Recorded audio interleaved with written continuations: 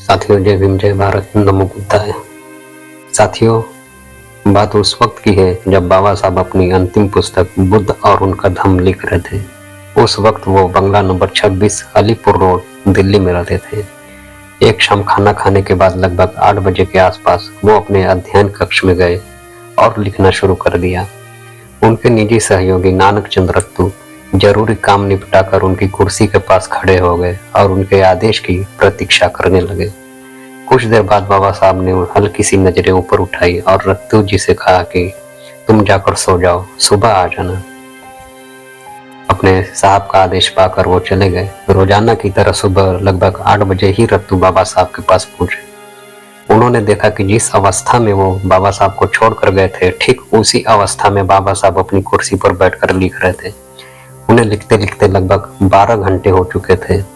रत्तू जी चुपचाप उनकी कुर्सी के बराबर में खड़े हो गए। उन्हें खड़े हुए बहुत देर हो गई, लेकिन बाबा साहब ने ऊपर नजर उठाकर ही नहीं देखा। वो अपने लेखन में इतने व्यस्त थे कि उन्हें किसी बात का होश नहीं था। साथियों, वे इतना लीन हो जाते थे कि उन्हें खुद पता ही नहीं होता था कि वक्त कितना गुजर चुका है। ऐसे थे हमारे बाबा साहब, समाज को लेकर हमेशा चिंतित रहते थे।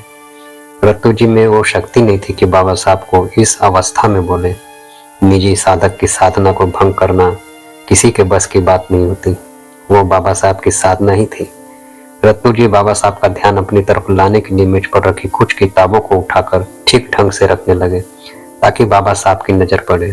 तब बाबा साहब ने हल्की सी नजर उठाई और रत्तू जी से कहा, रत्तू, तुम अभी गए नहीं? रत्तू जी उनके पैरों के पास बैठ गए और आंखों में आंसू भरकर कहने लगे, बाबा साहब के 8:30 बज चुके हैं, आपको 12 घंटे हो चुके हैं, आखिर आप इतनी मेहनत क्यों कर रहे हो? बाबा साहब ने कहा, रत्तू, मेरा समाज अभी भी बहुत पीछे है, मेरे लोग अभी भी दिशाहीन हैं। मेरे मरने के बाद मेरी ये किताबें ही तो उनको राह दिखाएंगी। मैं पूरे देश में हर घर में तो नहीं जा सकता, लेकिन मेरा साहित्य जरूर जाएगा। लोग मेरे विचारों को समझ पाएंगे। मेरे सिद्धांत, विचार, दर्शन और आदर्श मेरी किताबों में ही मिलेंगे, इसलिए मैं इतनी मेहनत कर रहा हूँ। साथियों, क्या बाबा साहब का सपना पूरा हुआ? हुआ भी और नहीं भी। देखिए, आज जो बाबा साहब के दिए अधिकार से कुछ बन गए, आज वो बाबा साहब को ही भुला दिए। आज हमारी संसद में जो नुमाइंदगी कर रहे हैं, वो आज हमारी आवाज नहीं उठा रहे हैं। बाबा साहब जिस मनुवादी व्यवस्था का विरोध किया करते थे, आज हमारे सांसद, जनता प्रतिनिधि उसी मनुवादी पार्टियों के गुलाम बन गए हैं।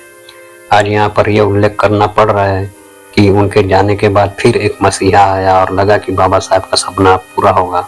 होता भी अगर वे रह पाते, और वे कोई और नहीं, मान्यवर कांशीराम साहब थे। उनकी अगुवाई में बहुजन समाज जागरूक हुआ। देश भर में साइकिल से भ्रमण करना कोई मामूली बात नहीं। ऐसा लगा समाज में दूसरा बाबा साहब मिल गया। साथियों, मान्यवर जी के नहीं रहने पर बहुजन समाज के हर उस नागरिक का कर्तव्य बनता है कि बाबा साहब और मान्यवर जी के मिशन को आगे बढ़ाया जाए। जय भीम, जय भारत, जय संविधान।